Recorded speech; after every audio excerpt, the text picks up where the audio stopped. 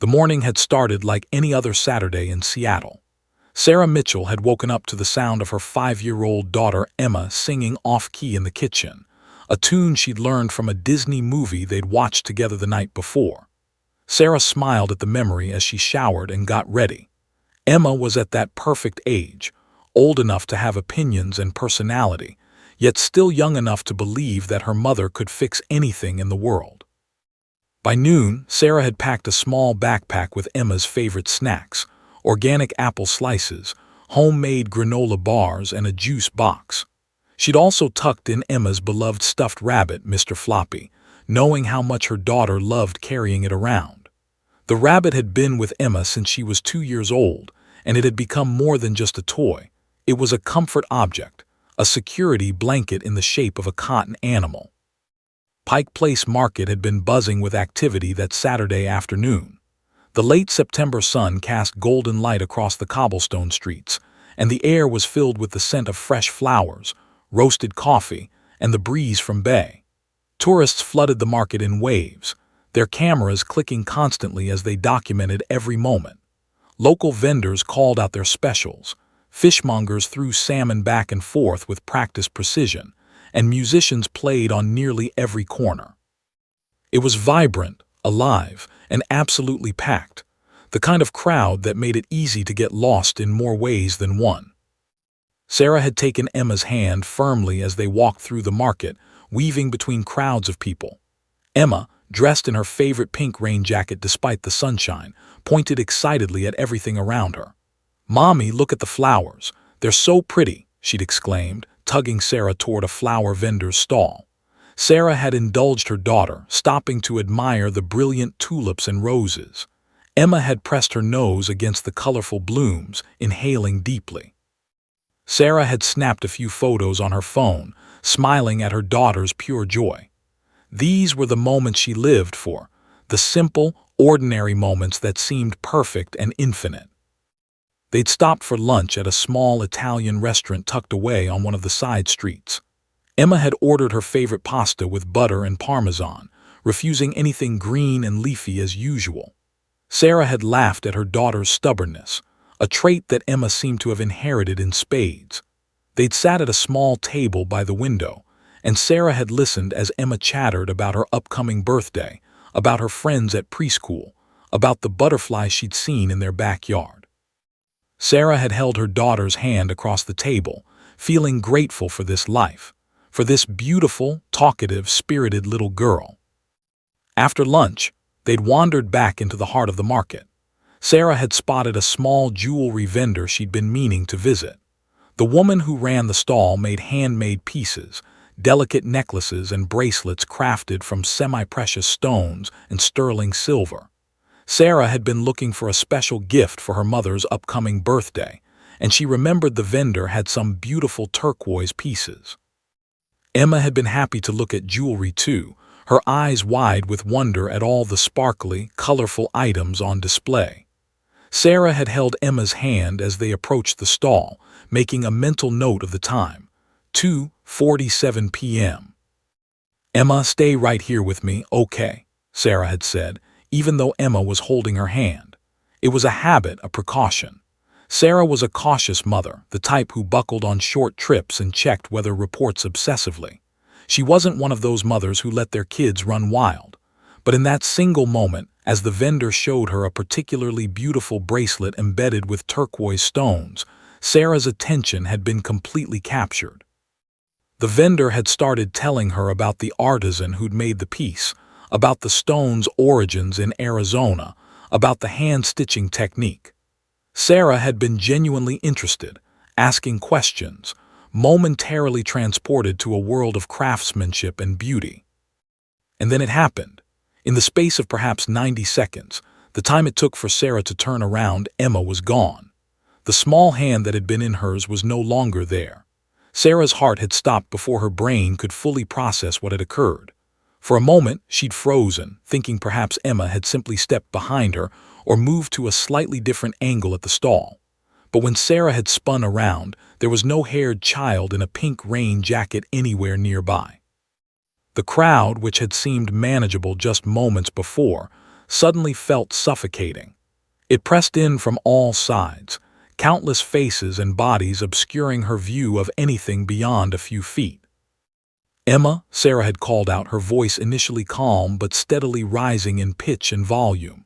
"Emma, Emma." The vendor had looked up, sensing the shift in Sarah's demeanor. "Sweetie, what's wrong?" the woman had asked.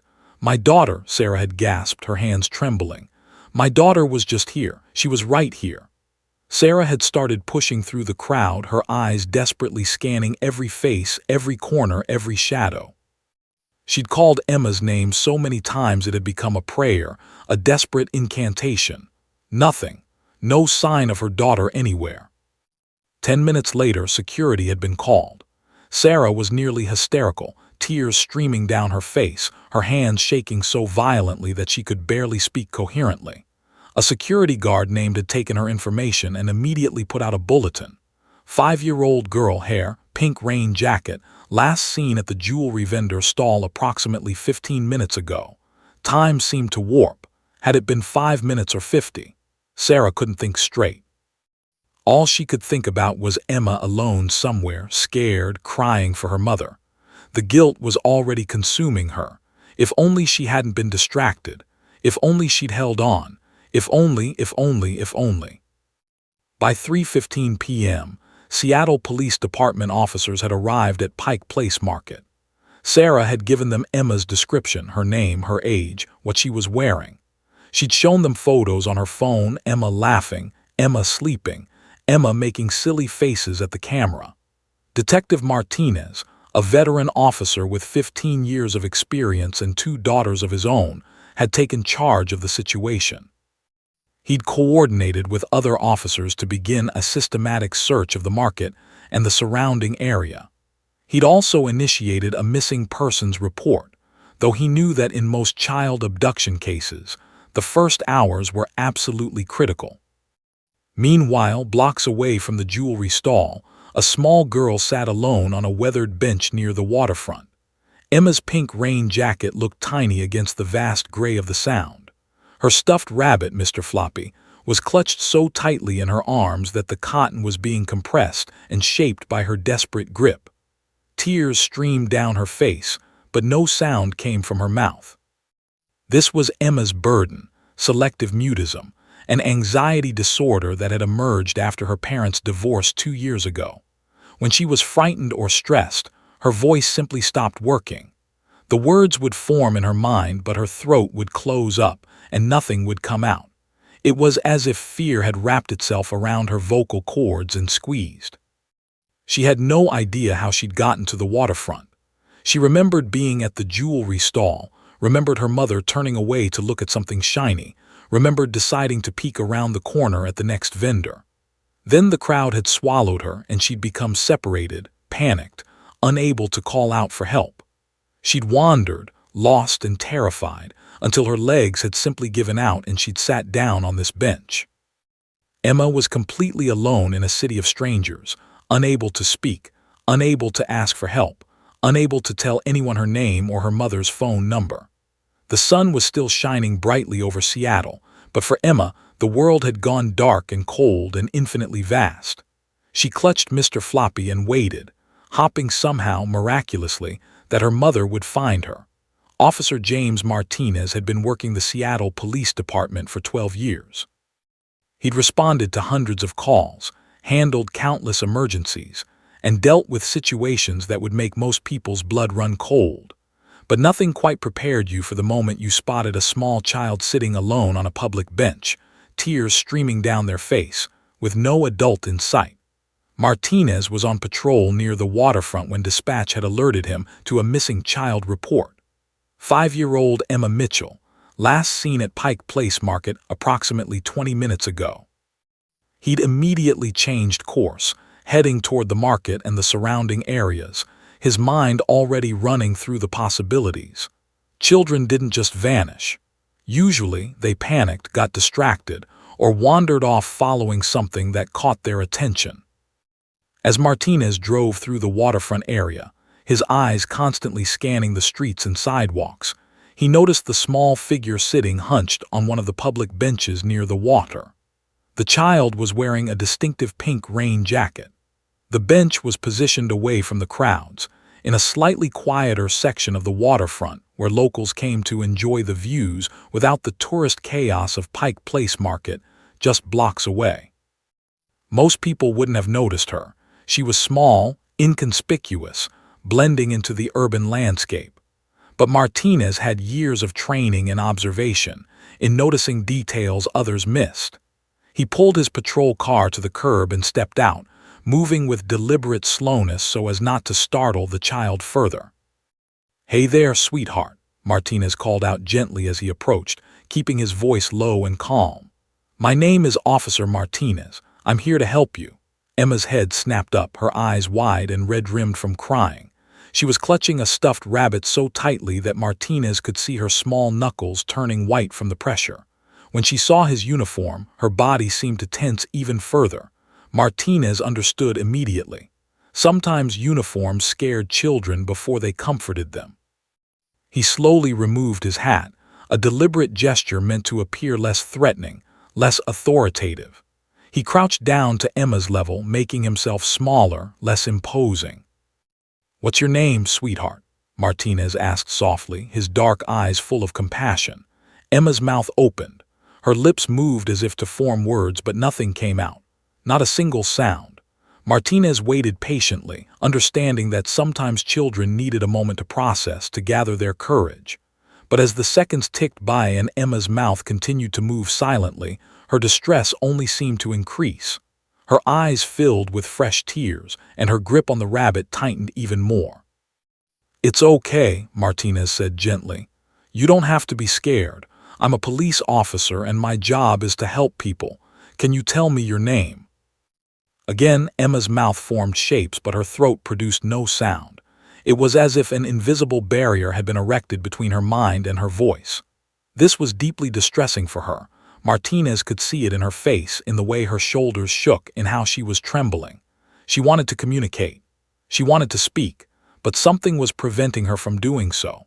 Martinez had encountered selective mutism once before, years ago, when responding to a domestic disturbance call. He recognized the signs, the anxiety-induced inability to produce speech. It complicated everything. Okay, Martinez said, his voice even softer. "You don't have to talk if you can't right now. That's completely fine. Can you point? Can you show me things?" Emma nodded slightly, and Martinez felt a small wave of relief. At least they had some form of communication. He pulled out his phone and showed her the missing persons report that had been sent to all patrol units. There was a photo of a woman with Emma's features, her mother, Sarah Mitchell. "Is this your mommy?" Martinez asked. Emma nodded vigorously, and her face crumpled with fresh tears. She pointed at the photo and then wrapped her arms around the stuffed rabbit, rocking slightly. Okay, Martinez said, keeping his voice steady and reassuring. "Your mommy is looking for you. She's very worried about you, but she's okay. Your job right now is just to stay safe with me, okay? Can you do that?" Emma nodded again. Martinez carefully sat down beside her on the bench, making sure to give her space, to not crowd her or make her feel trapped. He pulled out a small notebook from his utility belt. "I have some questions, and you can answer by pointing or nodding or shaking your head." "Does that work for you?" Emma nodded. "Okay, first question, are you hurt? Did anyone hurt you?" Emma shook her head firmly. "Good, that's good. Did anyone touch you or try to take you somewhere?" Emma shook her head again, more emphatically this time. "Okay, you're doing great," Martinez said, his voice warm with encouragement. "Can you tell me your name? Can you point to letters or write it for me?" He held out his notebook and a pen. Emma took the pen with trembling fingers and in childish handwriting wrote Emma on the page. The letters were wobbly and uneven but perfectly legible. "Emma," Martinez repeated, smiling at her. "That's a beautiful name. Thank you for telling me. Now, Emma, what's your last name?" Emma wrote Mitchell beneath the first name, the letters becoming slightly more confident. "Emma Mitchell," Martinez said, confirming the information from the missing persons report. "Perfect. Now can you tell me how old you are?" Emma held up 5 fingers. 5 years old, Martinez confirmed. "And where do you live, Emma? Can you show me your address?" Emma pointed at the notebook and Martinez provided it, showing her the words he'd written. Emma shook her head, then wrote her address herself, a small house in the Beacon Hill neighborhood, about 4 miles from where they were now. Over the next 30 minutes, Martinez conducted a careful, patient interview with Emma, using a combination of yes or no questions, pointing, and writing. He learned that Emma had been at Pike Place Market with her mother. She'd been looking at jewelry when the crowds had gotten overwhelming. She remembered feeling scared when she couldn't see her mother's face anymore. She tried to call out but couldn't make any sound. She'd wandered, following the waterfront because she remembered her mother talking about the water and bay. Somehow, her 5-year-old instincts had guided her to this relatively quiet spot where she could sit and wait. "You did exactly the right thing," Martinez told her firmly. "You're a very brave girl, Emma. You sat down and waited, and that made it easier for me to find you. Your mommy is going to be so happy to see you." Emma's face showed a mixture of relief and continued distress. Martinez radioed dispatch with Emma's confirmed identity and location. "We have her," he reported. "She's safe. Victim appears to have selective mutism. She's not speaking, but she's communicating through writing and gestures. Recommend we contact her mother immediately and notify the family." Within minutes, officers were being dispatched to notify Sarah Mitchell that her daughter had been found. But as Martinez sat beside Emma, waiting for backup to arrive and help transport her to the station to be reunited with her mother, he made a mental note. This little girl was traumatized. She was suffering from acute anxiety that had manifested in her inability to speak. Standard police procedures and questioning might not be enough to help her process what had happened, to help her feel safe enough to speak again. She would need more than just her mother. She would need comfort, professional help, patience, and possibly something Martinez didn't yet know she needed. A very large, very gentle German shepherd named Diesel. Officer James had been partnered with Diesel for exactly 3 years, 2 months, and 14 days. He knew this because he'd marked the date on his personal calendar, the day he'd first met the German shepherd at the police academy's K9 training facility. Diesel hadn't been the dog in the program, nor the fastest, nor even the most athletic. But he possessed something that couldn't be taught in any classroom, an extraordinary ability to connect with people. He had an intuition, a sensitivity to human emotion that was almost supernatural. In his 3 years of service, Diesel had found 37 missing persons, detected explosive devices at 2 major events, and tracked down 3 dangerous criminals who were hiding in the Seattle metropolitan area. But his most remarkable skill was his ability to calm frightened people, especially children. Was a deliberate man, methodical and precise in his approach to police work. At 42 years old, with 17 years in law enforcement, he'd learned that the best outcomes came from careful planning and patience. His K9 partner complemented his personality perfectly. Where was analytical, Diesel was intuitive. Where needed to think through problems, Diesel seemed to sense solutions. They moved together like a well-choreographed dance, each understanding the other's rhythms and patterns. When dispatch had called requesting K9 support for the missing child case, had been at the precinct reviewing files from a previous operation, he'd immediately stood up, signaling to Diesel that it was time to work. The German shepherd had jumped to his feet, his entire body vibrating with excited energy. Diesel loved his job. He loved the purposefulness of it, the sense that he was helping, that he mattered. Had clipped the leash to Diesel's harness and led him to the K9 unit van, a specially equipped vehicle with climate control, secure compartments, and everything Diesel might need during an operation. The drive from the K9 facility to the Seattle Police Department's precinct took about 15 minutes through downtown Seattle traffic. Used that time to mentally prepare himself for what he might encounter. The dispatch information indicated a 5-year-old girl with selective mutism. Had a daughter of his own, Sophie, now 12 years old, and he remembered how frighteningly easy it had been to lose her in a crowded place once when she was young. That incident had haunted him for years afterward. So when cases involving missing children came through, something shifted in his chest. It became personal in a way that other cases never did. Diesel rested his massive head on his thigh as they drove, a gesture of comfort that never failed to calm his nerves. The dog seemed to understand when his human was troubled, reached down and stroked the soft fur behind Diesel's ears, drawing strength from the contact. "We're going to help a little girl today," said quietly to his partner. "She's scared and she can't speak, but we're going to help her feel safe. Can you do that for me, buddy?" Diesel's tail thumped twice against the van floor, as if in agreement. When arrived at the precinct, Officer Martinez was waiting outside with little Emma. The girl looked impossibly small sitting in the police station lobby, her pink rain jacket now seeming to swallow her entire body rather than defining it. Her eyes were red and swollen from crying, and she clutched a stuffed rabbit with an intensity that spoke volumes about her emotional state. Martinez had filled in on the basics. The child's name was Emma Mitchell. She was 5 years old. She had selective mutism that had been triggered by the traumatic experience of being separated from her mother. She'd been found near the waterfront and had communicated through writing and gestures. Martinez had reassured her that her mother was on the way, but Emma remained deeply distressed, her body language screaming anxiety and fear. "Officer," Martinez said, approaching the van, "thanks for getting here so quickly. I know this is an unusual request, but I have a feeling about this case. I think Diesel might be able to help calm her down before we do any official interviews."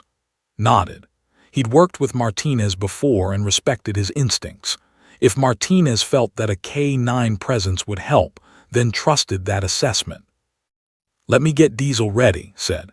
He performed his standard pre-operation checks, ensuring Diesel's water bowl had fresh water, that the dog had relieved himself, that his harness was secure and comfortable. These rituals were important.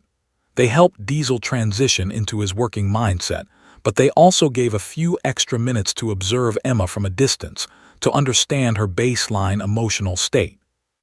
Emma watched as Diesel emerged from the van, her eyes growing even wider as she took in the size of the German Shepherd. Diesel stood at its left side, his posture alert but relaxed. His leash was held loosely in his hand. To most people, Diesel was an intimidating figure, a muscular, powerful dog weighing nearly 90 pounds, with a dark coat and alert, intelligent eyes. But to those trained to recognize it, his body language communicated something entirely different. Calm, focused attention, and an almost gentle readiness to help. "She's very frightened," Martinez warned quietly as they approached. "She hasn't spoken a word since I found her. I'm not sure how she'll react to the dog." Nodded and made a deliberate choice about how to proceed. Rather than bringing Diesel directly to Emma, he decided to sit down on a nearby chair, positioning himself at an angle that didn't feel like direct confrontation. He kept Diesel sitting at his left, in a neutral position. Sometimes the best way to help a frightened person was to not directly approach them, to give them the space and time to approach you instead. It was a technique had learned years ago, and it worked remarkably well with traumatized individuals, especially children. For several minutes, nothing happened. Emma watched Diesel intently, her body still rigid with tension, and Diesel simply sat, waiting. Occasionally spoke to Diesel in low, calm tones, praising the dog for sitting quietly, thanking him for being patient. The sound of his voice was gentle and unhurried, the tone of someone who was completely at ease, completely in control, and completely unafraid. Slowly, almost imperceptibly, Emma's body began to relax. Her shoulders dropped slightly. Her grip on the stuffed rabbit loosened just a fraction. Then, as if something inside her had shifted, Emma stood up. She took one tentative step toward Diesel, then another. Her small bare hand reached out, trembling slightly, toward Diesel's head, kept his body perfectly still, giving Emma complete agency in this interaction. Diesel, sensing the child's vulnerability and fear, did something remarkable. He lowered his head and closed his eyes. It was a gesture of submission, a signal that he meant no harm, that this small human was in control of this moment. Emma's fingertips made contact with Diesel's fur, and immediately her body language transformed. Her breathing became slower, deeper. Her eyes, which had been wide in panic, began to relax slightly. She moved closer to the dog, and Diesel remained completely motionless, allowing her to touch his ears, his face, his neck. After 5 minutes of quiet contact, Emma finally sat down on the floor next to Diesel, leaning against the dog's body as if he were the most natural and safe thing in the world. Officer met Martinez's eyes across the room, and both men understood what was happening. This traumatized little girl had just formed a connection with Diesel, and that connection was opening doors that might lead to communication, to safety, and perhaps to something even more remarkable than anyone could have anticipated. The Seattle Police Department's lobby fell silent around them. The ambient noise of ringing phones, typing keyboards, and officers moving through the station seemed to fade into background static. In this small pocket of calm, there existed only 3 beings: a traumatized 5-year-old girl, a 90-pound German shepherd, and an officer who understood the profound power of connection. Emma sat on the floor beside Diesel, her small body no longer trembling with panic. Instead, she had assumed a posture of complete relaxation, leaning against the dog's muscular frame, as if he were an anchor holding her to something solid and real in a world that had suddenly become unstable and terrifying. Officer remained seated in his chair, watching the interaction with the careful attention of someone who fully understood what he was witnessing. He'd worked with Diesel long enough to know that moments like these were rare and precious. They were the reason he and his partner existed, not just to find missing people or detect explosives, but to bridge the gap between human trauma and human healing. His eyes noted every detail. The way Emma's breathing had slowed from the rapid, shallow breathing of acute anxiety to something deeper and more measured. The way her small hand had stopped shaking as it rested against Diesel's fur. The way her facial muscles, which had been clenched in fear, had begun to soften. "Diesel is very special," said quietly, his voice barely above a whisper so as not to startle Emma from this peaceful state. "He's a police dog, but his favorite job is helping people who are scared or sad. Do you know what his name means?" Emma didn't respond verbally. She still couldn't speak, but she tilted her head slightly toward, indicating that she was listening. "Diesel means power and strength, and he is very strong, but he's also very gentle. Do you see how careful he is with you? That's because he knows you need a friend right now." Decided to try something. He slowly reached into his uniform pocket and a small notebook and pencil, the same items Martinez had used to communicate with Emma earlier. He held them out toward her, keeping his movements deliberate and slow. Emma's eyes tracked the motion, and she carefully reached out and took the notebook and pencil from his hands. As she did, her fingers brushed against his and made sure to give her an encouraging smile, a wordless communication that said, "You're doing great. You're safe. I'm proud of you." For several minutes, Emma simply sat with Diesel, occasionally writing words or drawing small pictures in the notebook. Watched as she drew a house, presumably her home, and then a stick figure that he assumed was her mother. She wrote her mother's name, Mommy, in large, careful letters. She drew flowers, a sun, and what appeared to be Pike Place Market with its distinctive clock tower. She drew pictures of herself and her mother holding hands. Through these drawings and writings, Emma was telling her story, not in words, but in images and symbols that communicated her love for her mother and her desperate need to see her again. "Your mommy is coming," said gently. "She's on her way right now. She's very worried about you, Emma, but she's also very brave. And do you know what? When she gets here, you can show her all these beautiful pictures you've drawn. She's going to be so happy to see you." Emma's eyes filled with tears again, but this time they seemed like tears of hope rather than pure fear.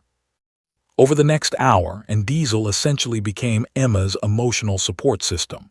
Martinez had checked in periodically to update them on Sarah Mitchell's status. She was driving from Pike Place Market to the police station, and based on traffic patterns, she would arrive within the next 30 minutes. Officer decided to use this time to help Emma become even more comfortable, to help her build her confidence and sense of safety, so that when her mother arrived, the reunion would be positive rather than re-traumatizing. "Emma, I want to teach you something about Diesel," said, shifting into a slightly more instructional tone. "When Diesel puts his head like this," gently guided Diesel's head forward, "it means he's being respectful. When his tail wags slowly, it means he's happy but calm. When his ears go up like this," he pointed to Diesel's ears, which were currently in an alert position, "it means he's paying very close attention to what's happening around him. He's always aware. He's always ready to help. Right now, his ears are up because he's paying attention to you. Do you know why?" Emma shook her head slowly. "Because you're important to him. You matter to him." Watched as Emma's face registered this information. He could almost see the wheels turning in her young mind, the processing of the idea that this large, powerful dog cared about her, that she mattered to someone other than her mother. It was a profound concept for such a traumatized child. Emma suddenly turned toward and pointed at Diesel. Her mouth opened. Her lips moved. For a moment, it seemed like the same silent struggle she'd been experiencing all day would repeat itself. But then something shifted. A sound emerged, small, tentative, barely audible at first, but unmistakably present. "Hi, puppy," Emma whispered, her voice hoarse from disuse. "Hi, big puppy." The words came out in fragmented pieces, each one seeming to cost her tremendous effort, but they were there. They were real. Emma had spoken. Eyes widened slightly, and he had to force himself to remain calm and composed so as not to startle Emma or make her self-conscious about speaking. "That's beautiful, Emma," he said softly. "Diesel loves you too. He's very happy to hear your voice."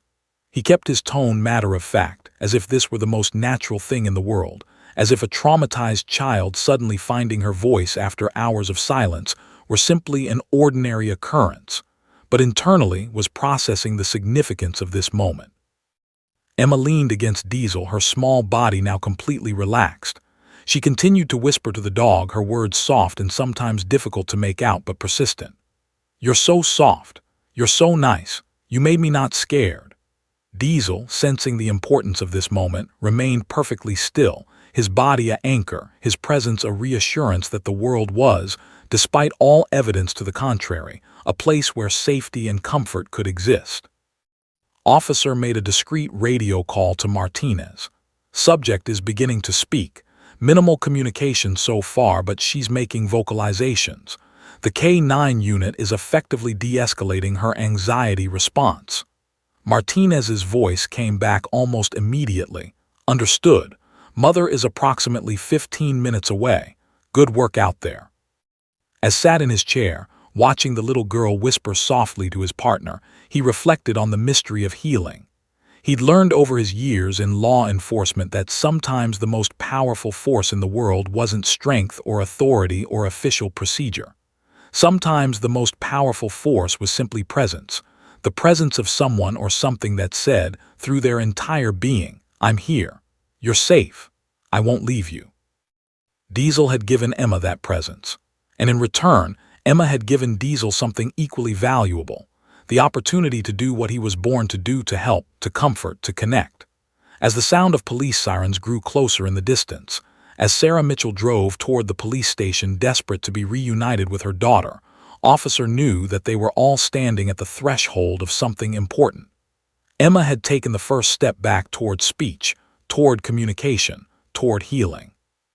And it had begun not with professional interrogation or standard procedures, but with the simple, extraordinary connection between a traumatized child and a compassionate dog. Retry 15 minutes had passed since Emma's first whispered words to Diesel. The little girl continued to sit pressed against the German shepherd's body, occasionally whispering soft comments and questions to him. "What's your name again?" she'd asked, and when it told her, she'd repeated it several times. "Diesel, Diesel, Diesel." The word seemed to give her courage each time she spoke it, as if numbing the source of her comfort made it more real, more tangible, more capable of protecting her from the fear that still lurked at the edges of her consciousness. Officer Martinez had remained nearby throughout this extended interaction, watching Emma's gradual transformation from a completely traumatized, nonverbal child to someone who was beginning to find her voice again. He documented everything in his incident report: the initial discovery, the communication through writing, and now the emergence of verbal communication facilitated by the K9 presence.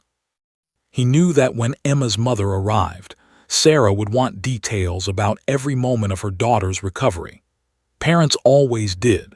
They wanted to know that their child hadn't suffered unnecessarily, that they'd been treated with compassion, that professionals had understood their needs.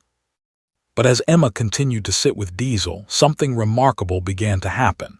Her whispers grew slightly louder, more confident. The fear that had characterized even her first words seemed to be gradually receding, replaced by something that looked almost like curiosity. She began asking questions about Diesel. Where did he live? What did he eat? Did he like other kids? Had he ever been scared? With each question, with each sentence that emerged from her throat, Emma was reclaiming her voice, reclaiming her agency, reclaiming her capacity to communicate with the world around her. Officer decided to shift tactics slightly. He stood up from his chair, keeping his movements slow and deliberate, and moved to sit on the floor beside Emma and Diesel.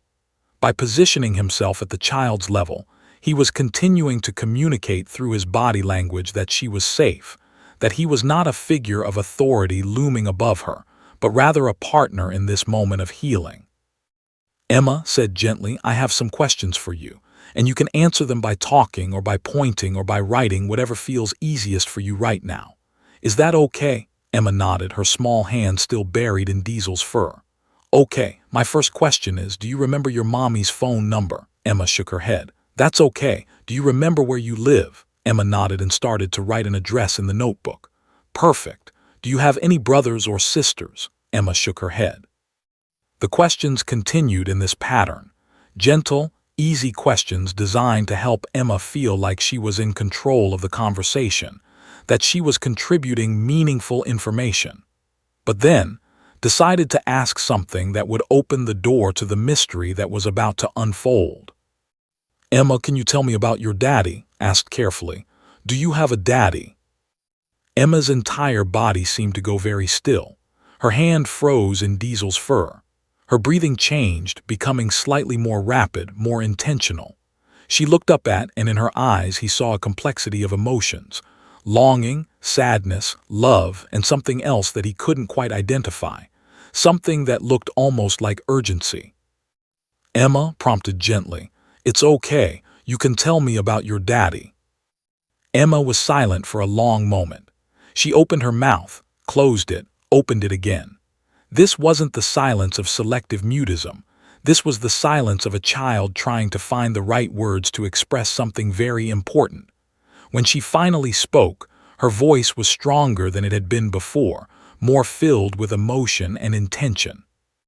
"My daddy is," Emma began, her words coming in fragmented pieces. She trailed off, struggling to articulate something that felt beyond her 5-year-old vocabulary. Then suddenly she turned to look at Diesel. She lifted her small hand and pointed directly at the dog, her eyes wide and intense.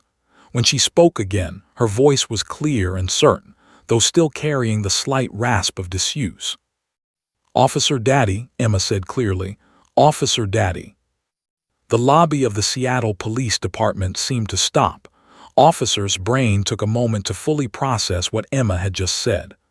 "Officer Daddy," he repeated, his voice carefully neutral even though his mind was racing. "Emma, what do you mean, Officer Daddy?" Emma pointed at Diesel again, her gesture emphatic and certain.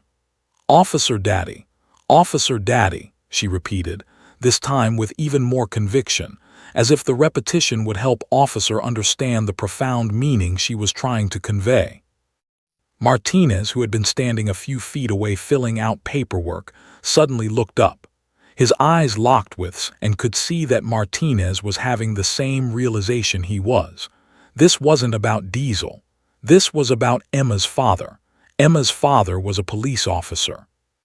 "Emma," said slowly, his mind now fully engaged in this new mystery, "is your daddy a police officer? Is your daddy someone who works at a police station like me?" Emma nodded vigorously. "Officer Daddy, Officer Daddy." She continued to point at Diesel, her little face serious and concentrated. She was trying so hard to communicate something that she clearly felt was vitally important, something that transcended her normal vocabulary. Martinez immediately moved closer. "Emma, honey, do you know your daddy's name?" Emma's face scrunched up in concentration. She looked down at the notebook in her lap and began to write, her childish handwriting large and uneven. "Daddy." "That's his name?" asked, trying not to sound frustrated. The word daddy was what Emma called her father, not his actual name. "Can you tell me his real name, his big boy name?" Emma shook her head. She looked frustrated that she couldn't make the adults understand what she was trying to communicate. She pointed at Diesel again, more emphatically. "Officer Daddy, Officer Daddy." Her voice grew slightly louder, more insistent. There was something she needed them to know, something that felt absolutely critical to this 5-year-old girl. Made a decision. He pulled out his phone and began scrolling through the police department directory. "Emma, I'm going to show you some pictures of officers. Can you tell me if any of them are your daddy? If any of these people are Officer Daddy?" Emma nodded eagerly, seeming relieved that they might finally be understanding. Showed her photos one by one, officers from the Seattle Police Department, colleagues he knew, men and women of various ages and appearances. Emma shook her head at each one. "No, no, no." She kept shaking her head and began to worry that they were going down the wrong path. Maybe her father wasn't from the Seattle Police Department. Maybe he worked for a different agency, state police, county sheriff, maybe even a police department from a neighboring city. But then had an idea. He opened his phone's browser and pulled up the Washington State Police Directory. He clicked through to the Tacoma Police Department database and began showing Emma photos of officers from that jurisdiction. He was working somewhat blindly, guessing that if her mother had taken her away from Seattle, they might have ended up in one of the surrounding communities. After showing her about 10 photos with no recognition, was about to try a different approach when Emma suddenly grabbed his arm. Her small fingers dug into his uniform sleeve, and she pointed emphatically at the phone screen. "That one," she practically shouted, her voice suddenly loud and clear in the quiet police station. "That one, that's Officer Daddy, that's my daddy." His eyes widened as he looked at the photo Emma was pointing to. A young officer, maybe in his mid-30s, with dark hair and dark eyes that somehow resembled Emma's own features. His name tag read, Officer David Torres, Tacoma Police Department. "Your daddy's name is David Torres?" asked, his heart beginning to race as the implications of this discovery started to become clear. "Your daddy is Officer David Torres from Tacoma." Emma nodded so hard worried her head might fall off. Tears had sprung to her eyes, but these seemed like tears of relief, of finally being understood. "Yes, yes, Officer Daddy David. He's my daddy and I want my daddy." And Martinez exchanged a look of complete astonishment. What had started as a missing child case had just transformed into something far more complex and significant. Emma hadn't just been separated from her mother at Pike Place Market. Emma had been taken away from her father. And somehow, through her connection with Diesel, through her slow reclamation of her voice, this traumatized little girl had managed to communicate the most important information of all, information that might reunite her with a father she clearly loved very much.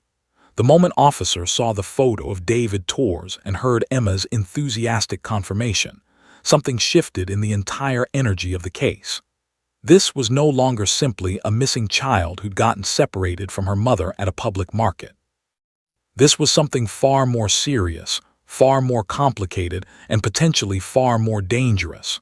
Felt his training kick in, the part of him that understood custody disputes, family court orders, and the dark side of parental conflict. He made immediate eye contact with Martinez and gave a subtle nod that communicated, "This is bigger than we thought." Martinez said quietly, standing up while keeping his hand gently on Emma's shoulder. "I need to make a phone call. Can you stay with Emma and Diesel for a moment?" Martinez nodded, understanding immediately that needed privacy to make some inquiries. Emma, still deeply connected to Diesel, didn't seem to mind stepping away. The dog remained her anchor, her source of safety and comfort. Walked to a quieter corner of the police station and pulled up the Tacoma Police Department's main line on his phone. His mind was already racing through the possibilities. If Emma's mother had custody of Emma but her father didn't, there could be a legitimate custody agreement in place. Or there could be a custody dispute, something more sinister. What needed to know was whether Emma's mother had violated a court order by taking Emma away from her father without permission. What he needed to know was whether this was a kidnapping in the legal sense. Tacoma Police Department, a receptionist's voice answered after 2 rings. How can I direct your call? This is Officer James with the Seattle Police Department, he said, keeping his voice professional and urgent but not panicked. I need to speak with someone in records or administration regarding Officer David Torres. This is time-sensitive regarding a missing persons case. He gave his badge number and the precinct information, establishing his credentials. After a brief hold, a sergeant from Tacoma PD came on the line. This is Sergeant Williams. What's going on with David Torres? We may have a situation, explained carefully. We have a 5-year-old girl here, Emma Torres, who was reported missing from Pike Place Market in Seattle approximately 4 hours ago. She's been found and is safe. However, she's just identified her father as Officer David Torres of your department. She was separated from her mother at the market, but her behavior and statements suggest there may be a custody issue involved. Can you tell me about Officer Torres' current situation? There was a long pause on the other end of the line. Could almost hear the gears turning in Sergeant Williams' mind. The same mental calculations had already begun making. David Torres, Williams said slowly, has been dealing with a difficult custody situation. His ex-wife, no relation to you I assume, had primary custody of their daughter Emma. David's been trying to get the custody order modified for months now because has been violating the visitation schedule. But here's the thing. As of last week, disappeared. Took Emma with her. David's been losing his mind looking for them. He filed a missing persons report on both of them, hired a private investigator, and he's been coming into the station every single day hopping for news. Stomach tightened. This was exactly what he'd been afraid of, a scenario where a custodial parent had violated a court order and taken a child away from the other parent, crossing state lines or disappearing into the city to prevent contact. Sergeant Williams, I need to speak with Officer Torres immediately. Can you get him on the phone? Tell him we've found his daughter and she's safe. Tell him we need him to come to the Seattle Police Department headquarters as soon as possible. Jesus Christ, Williams breathed. Yes, absolutely. I'll get him on the phone right now. David's been a mess. I've never seen a man so desperate. This is going to change his entire world. Hold on. Waited, his mind already moving through the next steps. They would need to confirm Emma's identity with a DNA test, though her identification of her father and her knowledge of details about him already strongly suggested this was legitimate. They would need to contact Sarah Mitchell, Torres, and determine what had happened, why she'd taken Emma, whether there was an active threat. They would need to secure Emma's safety and ensure that custody was properly handled through the legal system, rather than through emotional reunions in the police station. But as stood there, waiting to speak with Officer David Torres, he couldn't ignore the human element of this situation. A father had been separated from his daughter for an entire week. A little girl had been taken from her father without his knowledge or consent, and through the incredible intervention of a dog, a German shepherd named Diesel, that little girl had found her voice again and communicated the most important information she possibly could, that she wanted her daddy. Officer, this is Officer David Torres. The voice that came through the phone was raw, desperate, and barely controlled. Sergeant Williams just told me you found my daughter. Tell me everything. Is she hurt? Is she okay? Where is she? Officer Torres said, keeping his voice calm and professional even as he registered the emotion in Torres' voice. Your daughter Emma is safe. She's here at the Seattle Police Department headquarters. She was separated from her mother at Pike Place Market approximately 4 hours ago. She was found near the waterfront. She's physically unharmed, though she did experience some acute anxiety that resulted in temporary selective mutism. Selective mutism? Torres asked, his voice cracking slightly. She has that. I didn't know, never told me about that. When did that start? That's something we can discuss, said. What's important right now is that your daughter is safe. She's being cared for and she's been asking for you. Officer Torres, how quickly can you get to Seattle?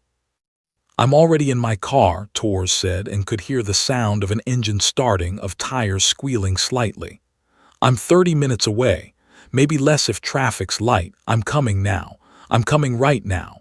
What else do you need me to tell you? What else do you need to know?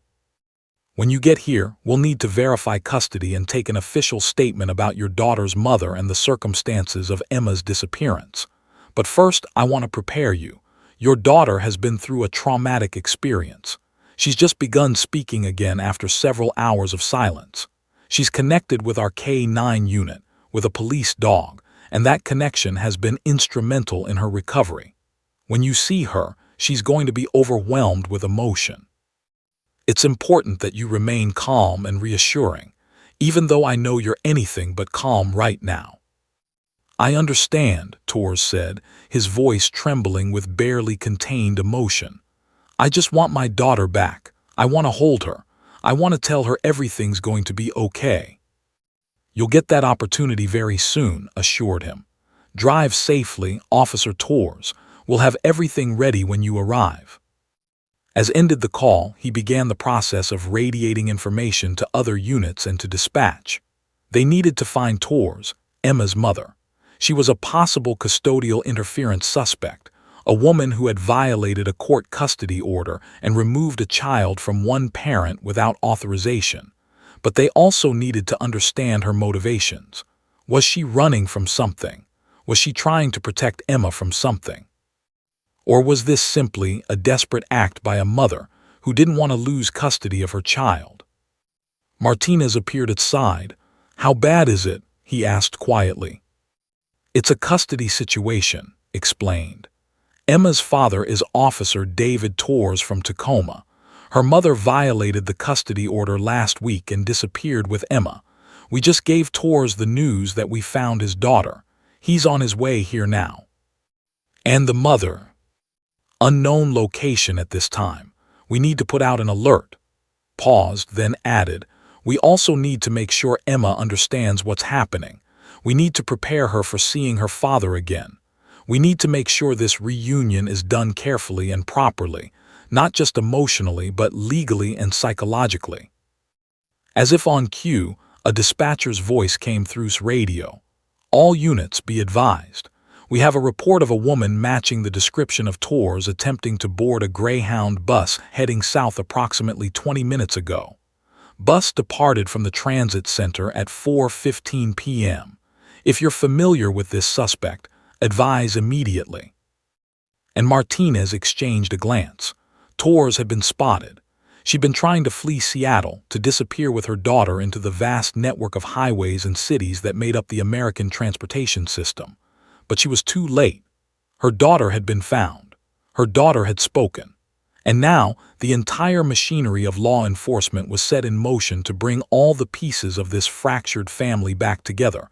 Officer David Torres drove like a man possessed. His hands gripped the steering wheel so tightly that his knuckles had turned white, and his eyes remained fixed on the road ahead with an intensity that bordered on obsession. 28 minutes. That's all that separated him from his daughter. 28 minutes of driving through Seattle traffic, navigating intersections and traffic lights, moving through the city streets that suddenly seemed both infinite and impossibly small. His mind kept replaying the phone conversation with Officer. Your daughter Emma is safe. She was found, she's being cared for, she's been asking for you. The past week had been the longest of David Torres' life. When had disappeared with Emma, taking her from their home without warning or explanation, something inside David had broken. He'd gone through the motions of his job, answering calls, writing reports, maintaining the facade of a functioning police officer, all while his heart was being torn to pieces by the knowledge that his little girl was somewhere out there, without him, with a woman he no longer trusted. He'd barely slept. He'd barely eaten. He'd checked his phone every 5 seconds, hopping for a call, a text, some indication that his daughter was alive and well. But now, as he drove through the Seattle streets with his emergency lights flashing, a privilege afforded to him as a law enforcement officer, all David could think about was Emma. Her laugh. The way she called him Officer Daddy, because she'd learned that he was a police officer, and she'd combined it with her name for him in that beautiful, innocent way that only children could. The way she would run to him when he came home from work, throwing her small arms around his legs and hugging him with the kind of unconditional love that made every difficult day worth enduring. When David pulled into the parking lot of the Seattle Police Department, his car was still moving as he put it into park. He didn't bother turning off the engine before he was already unbuckling his and pushing open the door. An officer was waiting for him outside. Officer, he assumed, the man he'd spoken to on the phone. But David barely registered's presence as he hurried toward the building's entrance. Officer Torres said, gently catching his arm, "Before you go in, there are a few things you need to understand. Emma has experienced significant trauma. She wasn't able to speak for several hours after she was separated from her mother. She's just begun speaking again in the last little while. She's formed an attachment to our K-9 unit, to my partner Diesel. When you see her, please try to remain as calm and reassuring as possible, even though I know your emotions are running extremely high right now." David nodded, though he wasn't entirely sure he'd processed everything it said. His entire being was focused on one single objective, seeing his daughter, being reunited with Emma, holding her and never letting her go again. Led him through the police station's corridors. They passed through the main bullpen, past officers at their desks, past the holding areas and interrogation rooms. And then they arrived at a smaller, quieter room, one of the station's family interview rooms. The door was slightly ajar, and through the opening, David caught his first glimpse of his daughter in what felt like an eternity. Emma was sitting on the floor, leaning against a massive German shepherd. Her hair was slightly disheveled and her pink rain jacket was rumpled, but she was alive. She was there. She was real, not a phantom conjured by a desperate father's imagination. David's breath caught in his throat. His legs felt suddenly weak, as if they might give out from under him. Emma looked up at that moment, as if sensing his presence, as if some invisible thread that connected father and daughter had suddenly been pulled taut. For a moment, neither of them moved. Emma's eyes widened and her mouth opened slightly. Her hand, which had been resting on Diesel's fur, went still. In that frozen moment, time seemed to expand and compress simultaneously. David saw his entire daughter's face light up with recognition, with joy, with the overwhelming emotion of a child who had been lost and had just realized she was found. Then she moved. She bolted from her position on the floor, abandoning her perch against Diesel. She ran toward her father with the kind of speed and determination that only a child desperate to reunite with a beloved parent could muster. "Daddy, Daddy, Daddy," Emma screamed, her voice filling the entire room, filling the entire police station. Her words were loud and clear and beautiful, the words of a child who had found her voice again, who had overcome her fear enough to speak, to cry out, to express the depth of her emotion. David dropped to his knees just in time to catch his daughter as she crashed into him. The impact knocked the breath out of his lungs, but he didn't care. Emma's small arms wrapped around his neck, and she held on to him with the kind of desperation that spoke to the trauma she'd experienced. David wrapped his arms around her, pulling her close to his chest, and for the first time in a week, he allowed himself to break down completely. The tears came in waves, waves of relief, of gratitude, of overwhelming love, of rage at what had been taken from him, of joy at what had been returned to him. Emma was crying too, her small body shaking against his as she released everything she'd been holding inside, the fear, the confusion, the desperate need for her father. "Daddy, daddy, daddy," Emma kept repeating, her voice muffled against his uniform. "I couldn't find you. Mommy was gone and I couldn't find you and I was so scared." "I know, baby, I know," David whispered into her hair, his voice breaking with emotion. "I'm here now. I've got you. You're safe. You're safe with Daddy." Officer and Martinez, who had stood back to give the father and daughter space, found themselves having to turn away and blink back tears of their own. Even Diesel, the K-9 unit who had been instrumental in Emma's recovery, seemed to understand the significance of this moment. The dog remained where he was, lying peacefully on the floor, his eyes tracking the reunited father and daughter with an almost serene awareness of the importance of what was unfolding. For several minutes, David and Emma simply held each other. They spoke in a language that transcended words, the language of a parent and child who had been separated and were now whole again. Emma pulled back slightly and looked at her father's face, studying him as if committing every detail to memory, as if terrified that he might disappear again if she looked away. "You found me," Emma said, her voice still trembling but gaining strength with each word. "You came and got me." "Yes, baby, I came and got you," David said, wiping her tears away with his thumbs. "And I'm never letting you go again. Do you understand? Never. You're my daughter, and I love you more than anything in the entire world." Emma nodded vigorously and wrapped her arms around his neck again, burying her face in his shoulder. David closed his eyes and held her, breathing in the familiar scent of his daughter's hair, a scent he'd been terrified he might never experience again. Officer watched this scene unfold and understood in that moment why he did his job.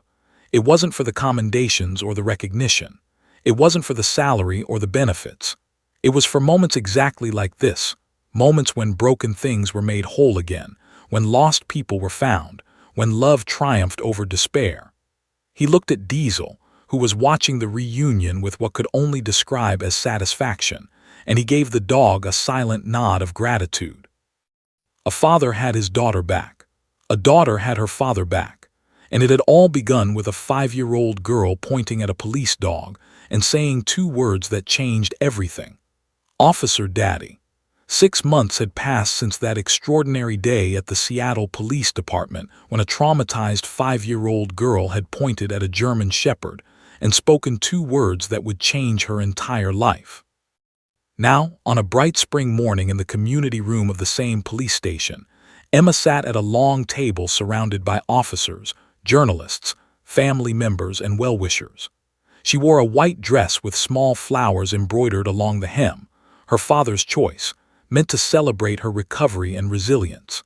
At her side sat Officer James and Diesel, the K-9 unit who had become an inseparable part of her story and her healing journey. The room was filled with the buzz of anticipation. Local news crews had set up their cameras in the back, reporters checked their notes, and photographers adjusted their lenses. This was being billed as a heartwarming human interest story, missing child found with help of police dog, but everyone in that room understood that it was so much more than that.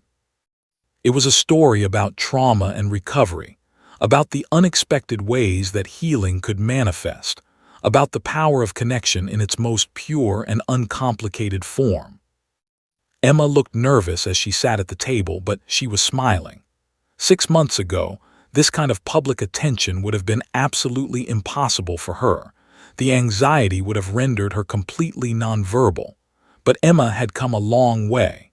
Under the care of a skilled trauma therapist named Dr. Williams, she had gradually learned to manage her selective mutism. She discovered coping strategies, breathing techniques, and most importantly, she'd learned that her voice mattered, that when she spoke, people listened, and that was a powerful realization for a 5-year-old who had spent so long unable to communicate. "Emma," a reporter began gently, "can you tell us what it was like when you first met Diesel? What did you feel?" Emma glanced up at Officer, who gave her an encouraging nod. She took a deep breath. one of the techniques Dr. Williams had taught her, and began to speak.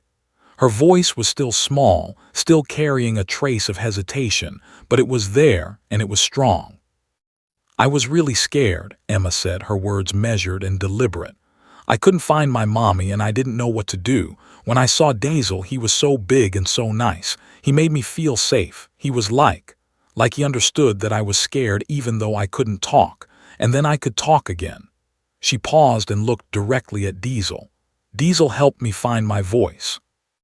The room was silent for a moment, and then several reporters began asking follow-up questions. Officer fielded most of them, but he made sure to include Emma's perspective throughout.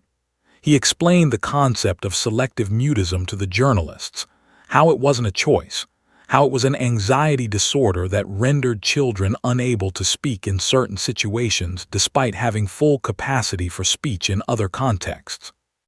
He talked about how he and Dazel had simply provided a calm, non-threatening presence that allowed Emma to feel safe enough to overcome her anxiety response. "The K-9 unit is trained in search and rescue and security," explained to the assembled journalists. "But one of the most important skills Dazel has is his ability to connect with people who are traumatized or afraid. He doesn't make judgments. He doesn't pressure for information. He simply exists in a state of calm presence, and somehow that presence has a healing effect on people around him." After the press conference concluded, Emma was swarmed by well-wishers. Officers from the Seattle Police Department came by to shake her hand, to tell her how brave she was, to thank her for showing them what the true power of their work could be. Several of them had brought gifts, coloring books, stuffed animals, gift certificates to ice cream shops. Emma accepted each one with a shy smile and a quiet thank you, her confidence growing with each interaction. But her favorite moment came when her father arrived. Officer David Torres had been waiting in an adjacent room, giving Emma space to share her story with the media and the public. When he walked in, Emma's entire face transformed. She jumped up from her chair and ran to him, and he lifted her into his arms, spinning her around just like he had when she was smaller. "I told them about Dazel, Daddy," Emma said proudly. "I told them how he helped me talk again." "I know, sweetheart," David said, kissing the top of her head. "You were very brave. I'm so proud of you." In the weeks and months following Emma's recovery, the legal proceedings had moved relatively swiftly. Torres had been apprehended at a bus station in Portland, Oregon. She'd faced charges of custodial interference and violation of court orders. During the trial, it emerged that had been struggling with untreated mental illness and had made desperate, misguided decisions based on fear that she would lose custody of her daughter. The court had granted David full custody with supervised visitation contingent on her completing mental health treatment and parenting classes. For Emma, the legal proceedings had been difficult to process, but her father had handled it with patience and care. He'd explained, in age-appropriate terms, that sometimes grown-ups made mistakes, that her mother was getting help to become a better person, and that Emma's safety and well-being were the most important thing.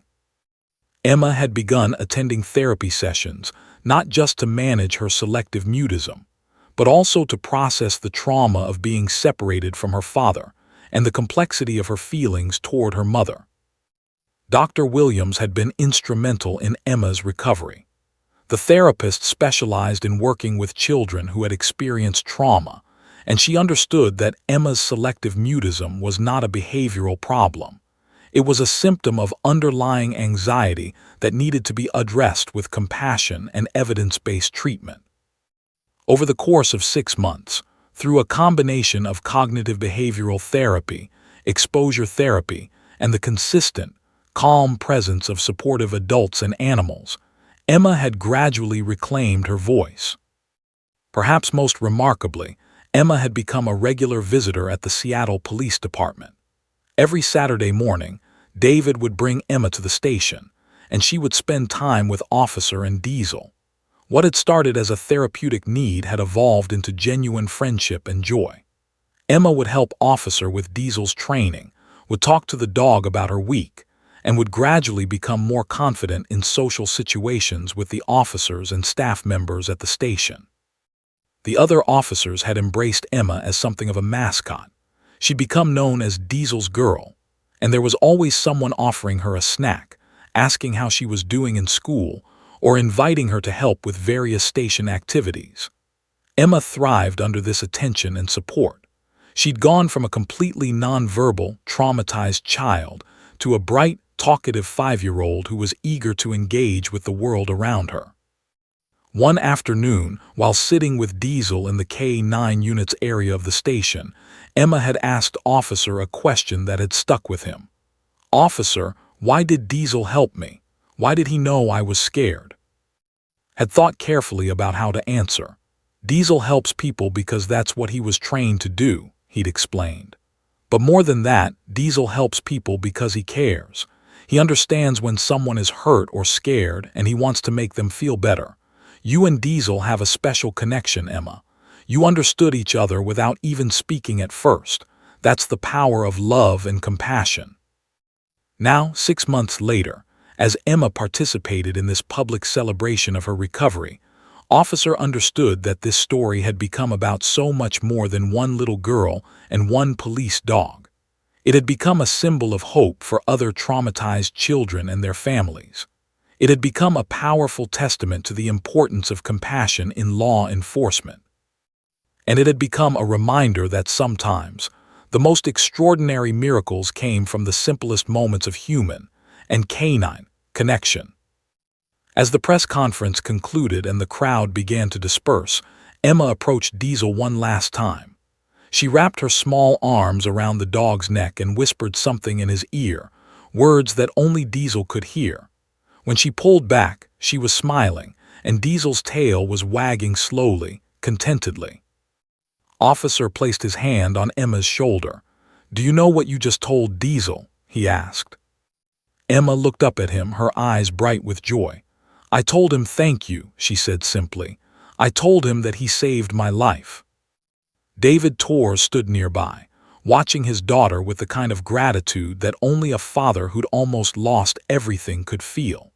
He placed his hand on shoulder in a gesture of profound thanks, a nonverbal communication that transcended the need for words. And in that moment, surrounded by family, colleagues, and the extraordinary dog who had changed everything, Officer James understood the true meaning of his profession. It wasn't about arrests or citations or enforcement. It was about helping people. It was about being present in moments of crisis and fear. It was about connecting with others, human and animal alike, in ways that could transform lives, heal broken hearts, and restore hope to those who'd almost given up on finding it. The story of Emma and Diesel had changed the Seattle Police Department forever. But more importantly, it had changed Emma forever.